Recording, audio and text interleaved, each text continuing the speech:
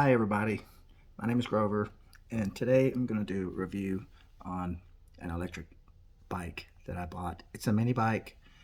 It's made by Razor, and it's called the Razor Rambler 16.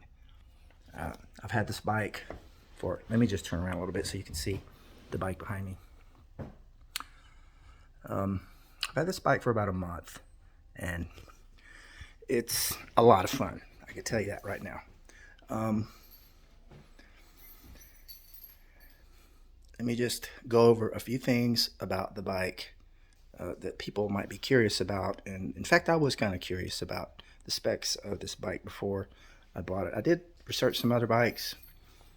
I was limited on my funds. I wanted to keep it below $1,000. And I know that a lot of electric bikes out there, especially the faster ones or the ones that go very long distances, they run upwards of $2,000 to $3,000, at the very least. But this mini bike I bought was $500. It was originally listed, the MSRP on the Razor website is $729. Now, I don't know if they sold any at that rate, but when I went to their website to try to buy the bike, they have the button to purchase is grayed out, and it's not in stock. However, you can buy this bike from Target, which is what I did. I didn't go to Target. I bought the bike online, and I don't think they really listed this mini bike for $729. I think that was just a standard valuation of what they thought it should go for. But like I said, I paid $499 plus tax. Shipping was free because I did buy it through Amazon. But I was actually looking on Amazon and found this bike, and when I tried to buy it, when I did finally was able to buy, I clicked through and it sent me, forwarded me to Target's website. So yeah, let's just get to the bike. I'm gonna just go over some things real quick and maybe take it for a ride while I set up the phone outside so you can see me pass by, because I don't have anybody helping me today. So I normally don't have anyone helping me when I do any videos. So looking a little scruffy. Maybe I need to shave today. But anyway, let's see what we got here. So the first thing is, when the bike comes, it's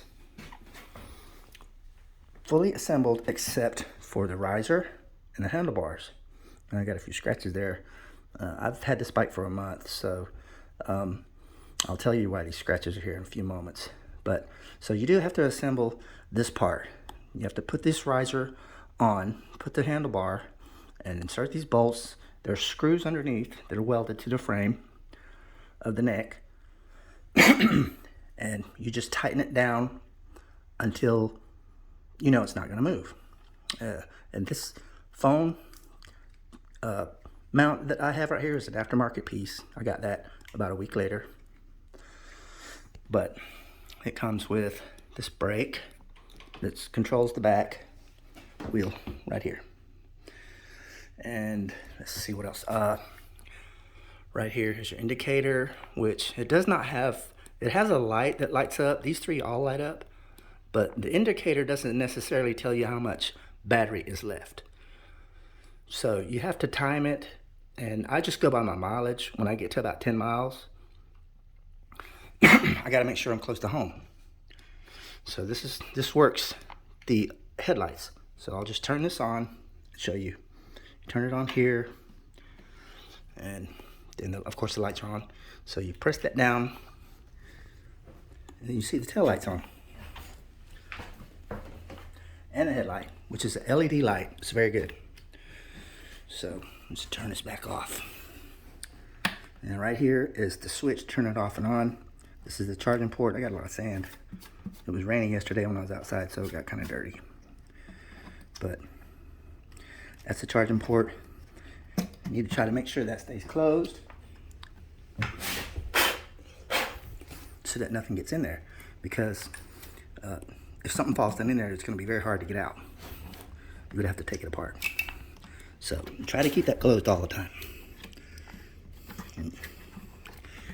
Looks like I'm going to have to do a little cleaning to get at the seat properly.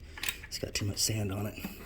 But anyway, so yeah, there's 16-inch wheels, there's 3-inch, I guess we call it circumference. But anyway, so the frame is very sturdy. And inside here, there's 3 12-volt batteries. And this is a 36-volt system. So they're wired together in succession to build up the voltage. This hub motor right here is a 350-watt hub motor. And here's this foot peg, which is the footrest, sorry. It folds up and down. There's one on the other side as well. Has a very nice, I believe that's fake leather, but I could be wrong. It might be real. I haven't really checked it. It's just a nice looking seat. It's very comfortable. There's an emblem name right there. One other thing, after I had the bike for about a week, I was sitting on it talking with someone, and I broke this part because I had all my weight on the bike. I was stationary sitting on the bike, and the only thing holding this together onto the bracket and the spring, the kickstand is on a spring to keep it up or down. The only thing holding it together, the kickstand to the bracket, is this tiny little, I want to say it's a 3/8 or 1/4 of an inch by about almost a 1/2 inch rivet. And it wasn't a very strong rivet because, like I said, I only had it about a week, and I bent it, and then I pushed it back together, and then when I was sitting on it talking with someone, I completely bent it again. So before I could leave to get home, I just went ahead and wiggled it back and forth and wiggled it back and forth until the kickstand leg came off. And of course this came off with it. So I just took everything, put it in my pocket, came home, I disassembled the bracket that holds the kickstand. This is all that's holding it on. There's one bolt, which is all you need really, as long as it's made well. So yeah, just gonna buy a small bolt that'll fit through that hole, very short, probably with a nylon grip so that it doesn't come loose, and make it a little tighter. I think that would work better than this rivet because, like I said, when I put my weight on that, I wasn't aware that it was made with a rivet. So yeah, that wasn't holding. That wasn't holding very much. If you can see it, it wasn't holding very much. So when I put my weight on it, it kind of messed it up. But other than that, I haven't had any other problems with this bike.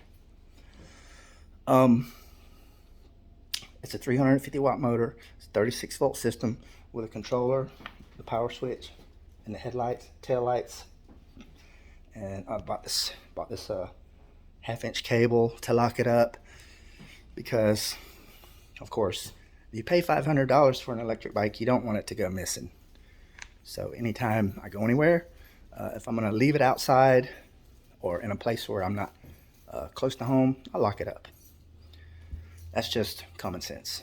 So, let me think. This is a very fun bike. The thing is with the motor, it's a 350-watt hub motor, and you can see if you look at the bike, it's kind of short. It's a short bike. It's a mini bike. It's a mini bike. You know, so I'm a average size guy, I guess. I weigh 195 pounds. I've actually lost weight, and I 5'10", So, yeah, you got an almost 6 foot guy, normal size, riding a mini bike. It's gets a lot of comments and people saying it's a nice looking bike, and it really is. It looks nice. But the only thing that I had a problem with was um, the kickstand. The kickstand came apart while I was sitting on it. Like I said, which happened a couple of times. It took more than once for me to break it. But this might not necessarily happen to you because I am rough on vehicles, whether it's bicycles or mini bikes, motorcycles, cars, trucks. I'm just rough on them. You know, if it can be torn up, if it can be broken, I'll do it. And not on purpose either. It's just normal wear and tear. So, if you buy one of these bikes, just be aware it has a 350 watt hub motor, and the distance that they advertise it to travel is 12 miles with a top speed of 15.5 miles per hour. Now, when it's fully charged, I have used my phone as a speedometer with a speedometer app, and it gets up to about 16 miles per hour. But the longer you go riding it, the less power you're going to be able to draw on. So eventually it's going to start slowing down. So in order to find out, how far I could go away from my house and then come back without losing power, that's what you have to do. You have to get some kind of a meter to gauge your distance, because it doesn't come with one. Usually I just use my phone, I put it on the bracket, and then I turn my app on that I'm using at that time and just go until usually I'll get to about the 4 mile or mark or somewhere in there, 4 to 5 miles, before I decide, okay, this is far enough. I need to turn around because I've got enough juice to get home, but that's it. So it's not a long distance, long term type riding deal. It's basically just for me to get around back into the store without having to drive a vehicle. And so, yeah, if you want to have more distance and more power, then buying another hub, another controller, and another throttle. I think you have to replace the throttle as well. But I haven't researched it yet, because right now at this point I'm kind of happy with the bike so far, other than the kickstand issue, which is a very simple fix. The paint job looks good. It gets me where I need to go and come back every day, no problems. There's fat tires. Everything looks great. So, yeah, I think it's a great bike overall, especially for someone that's either has lost their license and just wants to get around town, or if you live close to a beach and you want to ride it down to the beach, it's great for that. Or if you just want to ride around your neighborhood and take a little trip to see what's going on, it's good for that too. Like I said, I ride mine every day, so I'm gonna give it a A. I'm gonna give it an A. I would have gave it an A plus, but the two things with the distance and with the kickstand, me breaking it off pretty easily, not paying attention to what I was doing. Yeah. So all in all, I think it's okay. It's a nice bike for the price. I did have some people tell me, "Oh, you're paying too much. You got ripped off. You're gullible." But what these people that are telling me don't acknowledge is that what I said earlier. For 350 watt hub motor and the distance that this bike will go and the speed that it'll go, that's probably comparable for what you get out of an electric bike. A lot of people that ride electric bikes, they go for the bigger wattage, 750 watts motor, 1,000 watts. There's even 2,000 watt motors out there. But if you change the motor, you got to change the controller, or at least make sure that the controller that comes with whatever you're working on will accept a larger wattage or put out enough power, because you can burn up your controller. So anytime you have another hub motor, you need to get a controller for it. And change your battery, your power setup, which in this case is 36 volts.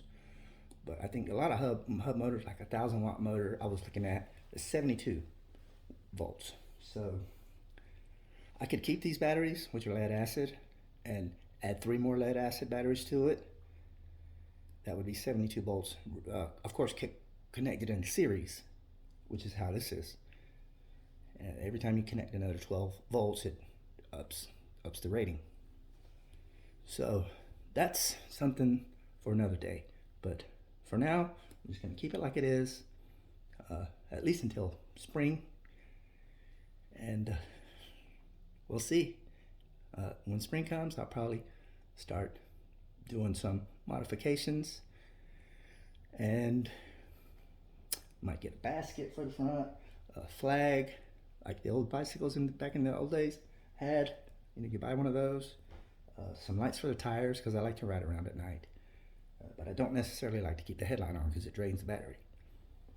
And just other little things, you know, stuff that makes you look nice.